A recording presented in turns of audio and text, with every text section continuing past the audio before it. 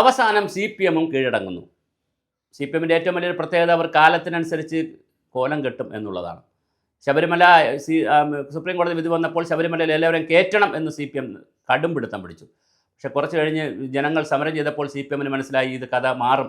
19 seat നഷ്ടപ്പെട്ട parliament seat നഷ്ടപ്പെട്ടപ്പോൾ CPM-ൻ്റെ സംസ്ഥാന secretary അടക്കം വീട് വീടാന്തരം കയറി ഇറങ്ങി പറഞ്ഞു, ഞങ്ങൾ വിശ്വാസികളോടൊപ്പമാണ്, അയ്യപ്പനിൽ വിശ്വസിക്കാം, ഞങ്ങൾ അന്ന് ചെയ്ത തെറ്റായിപ്പോയി എന്ന് പറഞ്ഞു. ഇപ്പോൾ 2 പ്രാവശ്യം ഇപ്പോൾ വന്നിരിക്കുന്ന കഥ മറ്റൊന്നാണ്. 2 പ്രാവശ്യം നിന്നവരെ കർശനമായി ഞങ്ങൾ ഒഴിവാക്കുന്നൊരു ആദർശാത്മക നിലപാടെടുത്തുകൊണ്ടാണ് കഴിഞ്ഞ പ്രാവശ്യം പിണറായി വിജയൻ അധികാരത്തിൽ വന്നത്. അതിനങ്ങനെ തോമസ് ഐസക് ഒഴിവായിപ്പോയി, G. സുധാകരൻ ഒഴിവായി, പിന്നെ അതുപോലെ തന്നെ ശൈലജ ടീച്ചർ ഒഴിവായി, ഒരുപാട് പ്രൊഫസർ രവീന്ദ്രനാഥ് ഒഴിവായി, മന്ത്രിമാർ തന്നെ കുറേ അങ്ങ് ഒഴിവായി. പിന്നെ ഒരുപാട് ശ്രീമതി ടീച്ചറിനെ പോലെയുള്ളവർ, അങ്ങനെ ഒരുപാട് സീനിയർ നേതാക്കൾ അതിൽ നിന്ന് അങ്ങ് കൊഴിഞ്ഞുപോയി. പക്ഷേ ഇപ്രാവശ്യം ഒരു ഭയം വന്നു CPM-ന്. 3ാമത്തെ ടേം കിട്ടുകയില്ലയോ? കിട്ടും, ഞങ്ങൾ വീണ്ടും വരും, എല്ലാം ശരിയാക്കും, 3ാമത്തെ ടേം വരുമെന്നൊക്കെ പറഞ്ഞെങ്കിലും ഇപ്പോൾ ആ ധൈര്യം പോരാ.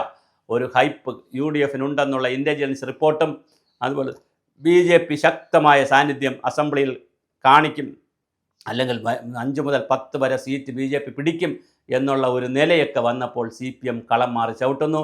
2 പ്രാവശ്യം ആയിട്ടുണ്ടെങ്കിലും, 2 പ്രാവശ്യം തുടർച്ചയായി MLA ആയിട്ടുണ്ടെങ്കിലും പെർഫോമൻസ് നല്ലതാണെങ്കിൽ, പരാതികളില്ലെങ്കിൽ, അഴിമതി പ്രശ്നങ്ങളൊന്നുമില്ലെങ്കിൽ, അവർ നിൽക്കുന്ന മണ്ഡലത്തിൽ ആ ജാതിക്ക് അവരുടെ ജാതി നോക്കി അതും കൂടി കറക്റ്റ് മുൻതൂക്കം ഉണ്ടെങ്കിൽ തീർച്ചയായിട്ടും ആ മണ്ഡലത്തിൽ അവർക്ക് ഒരു പ്രാവശ്യം കൂടി കൊടുക്കാം എന്നുള്ള ഇളവ് വരുന്നത് ഒരു പെർഫോമൻസ് കുറഞ്ഞിട്ടുള്ള ജനങ്ങളുടെ വലിയ ഒരു ഇൻ്റലിജൻസ് സർവേ പോലെ ഒരു സർവേ ഒക്കെ നടക്കുന്നുണ്ട്. ആ സർവേയുടെ അടിസ്ഥാനത്തിൽ ജനസമ്മതി ഇല്ലാത്ത MLA-മാരെ ചിലപ്പോൾ 2 പ്രാവശ്യമായിട്ടുള്ളവരെ ഒഴിവാക്കും.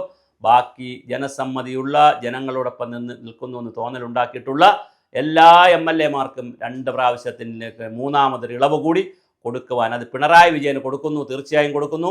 പിണറായി വിജയനെ വെച്ചുകൊണ്ട് തന്നെയാണ് മുന്നോട്ട് നീങ്ങുന്നത് തെരഞ്ഞെടുപ്പിലേക്ക്. ആ പിണറായി വിജയന് കൊടുക്കുന്ന ഇളവ് മറ്റ് ജൂനിയർ MLA-മാർക്കും 2 പ്രാവശ്യമായിട്ടുള്ള ജൂനിയർ MLA-മാർക്കും കൊടുക്കാൻ CPM തീരുമാനിച്ചിരിക്കുന്ന തത്വത്തിൽ. അപ്പോൾ എങ്ങനെയും ഭരണം പിടിക്കുക. അതുപോലെ വനിതകൾക്ക് കൊടുക്കാൻ തീരുമാനിച്ചിരിക്കുന്നു. കൂടുതലായി വനിതകൾക്ക് കൊടുക്കുക, 2 പ്രാവശ്യം വന്നിട്ടുള്ളവർക്ക് കൊടുക്കുക, യുവാക്കൾക്ക് കൊടുക്കുക, യുവതികൾക്ക് കൊടുക്കുക. അങ്ങനെ യുവത്വത്തെയും അതുപോലെ തന്നെ പിന്നെ പ്രൊഫഷണലുകൾ ഉണ്ടെങ്കിൽ അവരെയും പരിഗണിക്കുക, പ്രൊഫഷണലുകളെ പരിഗണിക്കുക. പഞ്ചായത്ത് തെരഞ്ഞെടുപ്പിൽ 10,000-ഓളം പ്രൊഫഷണലുകളെയാണ് അവർ പരിഗണിക്കുന്നത്. 26,000, 23,000, 24,000 സീറ്റിൽ ഒരു 10,000-ഓളം പ്രൊഫഷണലുകളെ അവർ ഇപ്പോൾ തന്നെ ഐഡൻറ്റിഫൈ ചെയ്തിട്ടുണ്ട്. അവരെ ആയിരിക്കും കൂടുതൽ അവരെ പാർട്ടി ചിഹ്നത്തിൽ മത്സരിപ്പിക്കും. അപ്പോഴങ്ങനെ പ്രൊഫഷണലുകളെ മത്സരിപ്പിച്ചുകൊണ്ട് പഞ്ചായത്ത് സംവിധാനങ്ങൾ പിടിച്ചെടുക്കുക.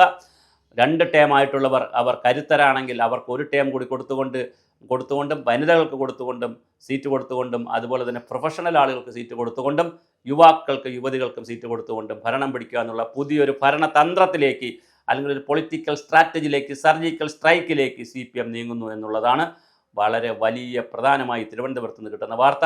അതിനനുസരിച്ചുള്ള അണിയറ പ്രവർത്തനങ്ങൾ വ്യാപകമായി ആരംഭിച്ചിട്ടുണ്ട്. അതുകൊണ്ട് ഒരു പക്ഷേ G. സുധാകരനും തോമസ് ഐസക്കുമൊക്കെ തിരിച്ചു വന്നേക്കാം. ശൈലജ ടീച്ചറും തിരിച്ചു വരാനല്ല, അവർ വീണ്ടും MLA ആകാനുള്ള സാധ്യതയുണ്ട്. പക്ഷേ സുധാകരനെ സംബന്ധിച്ചിടത്തോളം അദ്ദേഹം ഇപ്പോൾ കുറച്ചൊരു ആൻറ്റി കമ്മ്യൂണിസ്റ്റായിട്ട് പോകുന്നതായിട്ടൊരു ആലപ്പുഴയിലെ കമ്മ്യൂണിസ്റ്റ് വാളുകളിൽ അഭിപ്രായം വരുന്നുണ്ട്. അതുകൊണ്ട് G. സുധാകരൻ്റെ കാര്യത്തിൽ ചിലപ്പോൾ ഒന്നുകൂടി തീരുമാനം വന്നേക്കാം. അതേസമയം വളരെ കൃത്യമായി മെയ്വഴക്കത്തോടുകൂടി നിൽക്കുന്ന ആളാണ് ഡോക്ടർ തോമസ് ഐസക്. അദ്ദേഹം പാർട്ടിയിൽ തന്നെ കീഴടങ്ങി നിൽക്കും. 4ാം ലോക സിദ്ധാന്തം വന്നപ്പോഴും MB പരമേശ്വരനെ കൊണ്ട് കുഴി ചാടിച്ചു. അവസാനം അദ്ദേഹം ഊരിക്കളഞ്ഞു. MB പരമേശ്വരൻ തോമസ് ഐസക്കിനെ പോലുള്ളവർ കൂടെ ഉള്ളതുകൊണ്ടാണ് MB പരമേശ്വരൻ അത്ര ധൈര്യമായി പറഞ്ഞത്. പക്ഷേ ആ MB പരമേശ്വരനെ അദ്ദേഹം കുഴിയിൽ വീണു, പാർട്ടിയിൽ നിന്ന് പുറത്തായി. തോമസ് ഐസക് തിരിച്ചു വന്നു. ഇപ്പോൾ അദ്ദേഹത്തെ ഈ സ്ഥാനം മാറ്റിയെങ്കിലും അദ്ദേഹത്തെ കരഞ്ഞുകൊണ്ടിരുന്നില്ല. വിജ്ഞാന കേരളം എന്നൊക്കെ പറഞ്ഞ് കേരളം മുഴുവൻ നിറഞ്ഞു നിൽക്കുകയാണ്. ഒരു പാരലൽ ഗവൺമെൻറ്റായി തന്നെ അദ്ദേഹം പോകുന്നുണ്ട്. അപ്പോൾ വളരെ ശക്തനായി അദ്ദേഹം തിരിച്ചു വരും. അങ്ങനെ ഒരുപാട് ആളുകൾ അങ്ങോട്ടും ഇങ്ങോട്ടുമൊക്കെ വരാൻ നിൽക്കുന്ന ഒരു സാഹചര്യമാണ് CPM-നകത്ത് നിന്നുള്ളത്. എന്തായാലും പെർഫോമൻസ് ഉള്ളവർക്ക് വീണ്ടും ഒരു ചാൻസ് കൂടി കൊടുക്കാൻ CPM ശക്തമായി തീരുമാനിച്ചിരിക്കുന്നു.